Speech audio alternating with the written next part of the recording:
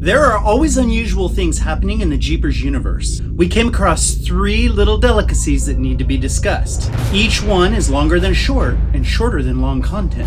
So we decided why not share all 3 Jeepers gems in one video. And I'm telling you right now, some of it you're not gonna believe.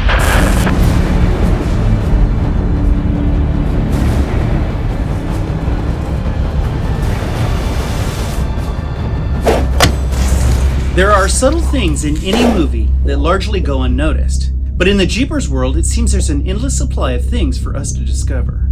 Now this is partly because of the mystery that surrounds the Creeper, but it is also an indication of outstanding writing. Let's jump in with delicacy number 1.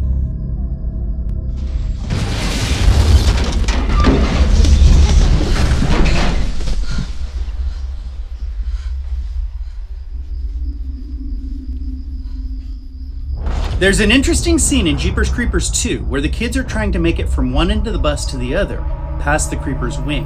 Dante comments that it looks like a shower curtain, which is a pretty good description of the wing. But this particular shower curtain is being used in a peculiar way. Did you notice? If we look closely, we can see that there is a thumb-like appendage accompanied by 4 very long fingers.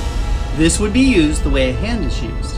Imagine having really long fingers with webbing in between them, providing enough air movement to enable flight. But if we look at Dante trapped inside that webbing, something is terribly wrong. He's not being held by the fingers, the hand, or the Creeper's wing arm, let's call it. Dante's being held by the webbing alone. This would never be enough to lift him off the ground or to keep him trapped for any length of time. It just feels unnatural, but we're pretty sure we know why the franchise chose to use the wing in this way. It was probably a static display wing without the ability to move or articulate the long fingers. Because the wing had limitations, they wrapped Dante up any way they could to make it look like he was trapped. And guess what? It worked. We've watched the movies hundreds of times and only recently noticed that something looked a little strange. But as always, we'll leave it up to you. What do you think? Did you ever notice that the Creeper wasn't really holding Dante until now? Let's travel north to delicacy number 2.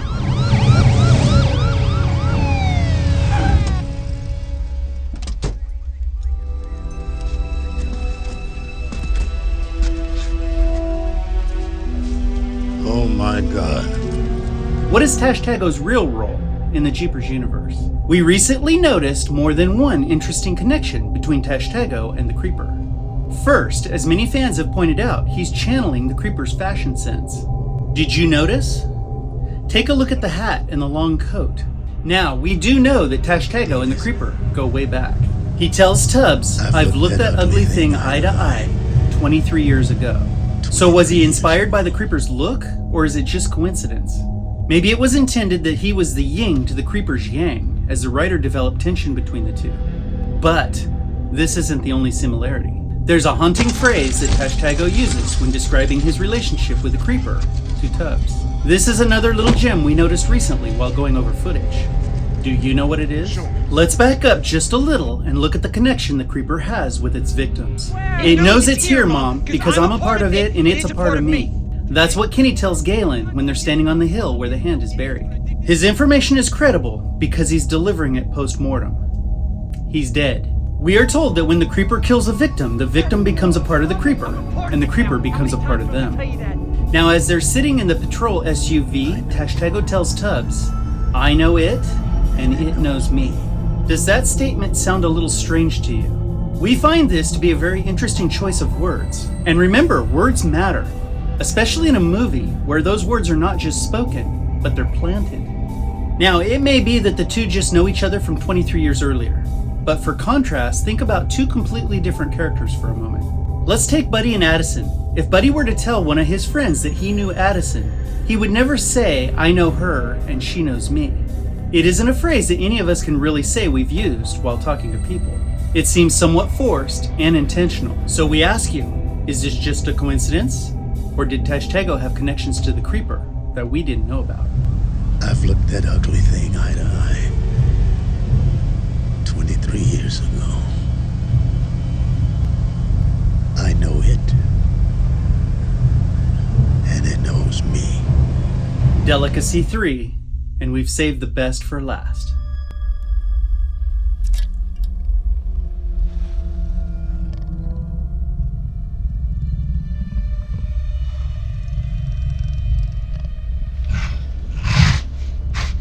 New information about how the creeper regenerates.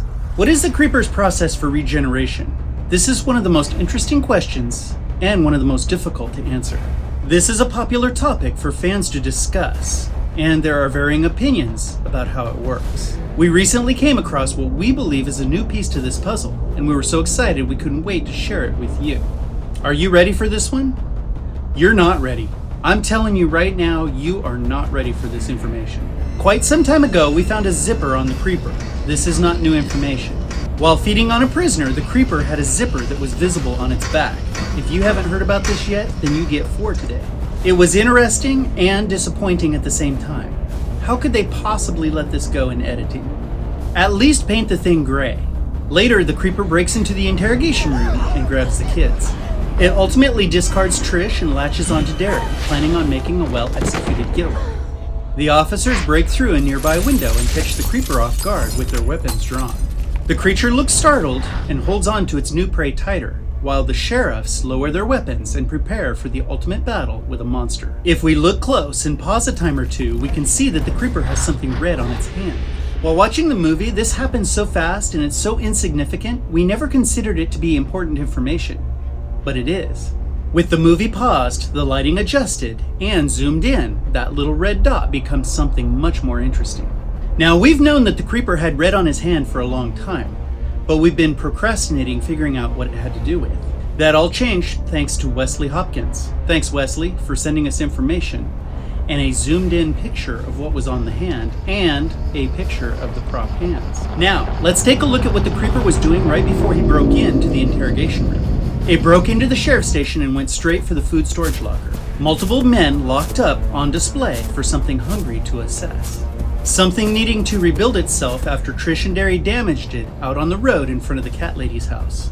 As we look over the prisoners, we eventually make our way to the last cell, where a prisoner has become the main course, and it's effective. The creeper once again has all of his limbs in working order. But let's take a look and see what the creeper consumed. When he entered the sheriff's station, he was missing part of his lower leg and a hand. As the creeper feeds, it tosses aside an arm that it doesn't need. That confirms the thought that the creeper's arm was only missing a hand. On the side of the dead prisoner's arm, we see the body of a serpent. It's a red serpent. And if we look back at the creeper's hand, we see the head of that serpent in red. Do you know what this means? This is a huge informational breakthrough with regard to the creeper's regeneration. The hand has taken the form of the creeper's hand, including size, shape, and visual appearance. Yet it is still the prisoner's hand, with skin proudly bearing the snakehead tattoo that the prisoner had before he died. This means when Dante's head moves into place and quickly takes on the appearance of the creeper, that it is still constructed completely of the donor's head, including imperfections in the skin.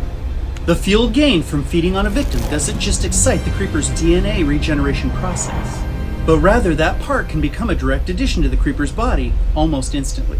So we have another piece of the puzzle in a larger picture of the creeper's regeneration process. But as always, we turn this over to you. How does this system work? What do you think? Sub up and join the family if you don't want to miss what we have planned for you next. And if you click it, the bell shall toll for thee, and let you know that Beating You has released another video. Until next time, we'll see ya.